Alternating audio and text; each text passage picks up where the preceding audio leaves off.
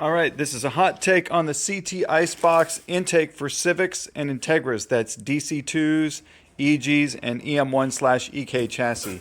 So these have been a really awesome, popular product for a very long time. People love these intakes, mostly because they give awesome performance and kind of an OE look and finish. So when you get this, you're going to get the box, which is this lower section here. The box is where the air filter is going to sit. Air filter kit sold separately, but also as a combo with the product. So air filter sits in there, and then you get this little elbow that goes off the air filter, and it hooks up to the intake tube.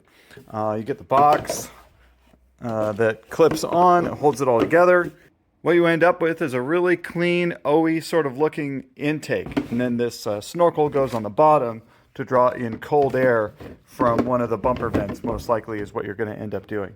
Comes with complete hardware. We have these anodized and we laser mark them with the part numbers. That's something new that we added since we started taking over CT Icebox production.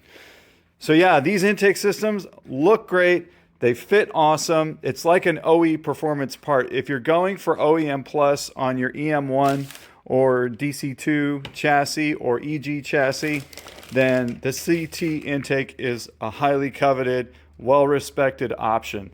Also, don't sleep on the foam filter. The foam here, it flows really, really well.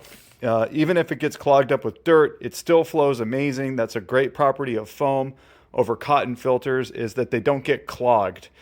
We also sell cleaning kits to recharge these. You can clean the dirt, reapply the oil, and bang, you're off to go again.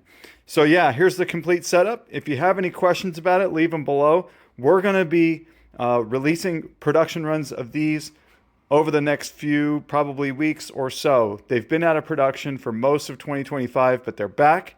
And so I want to share this hot take with you so you can learn everything you need to know about the CT Icebox intake.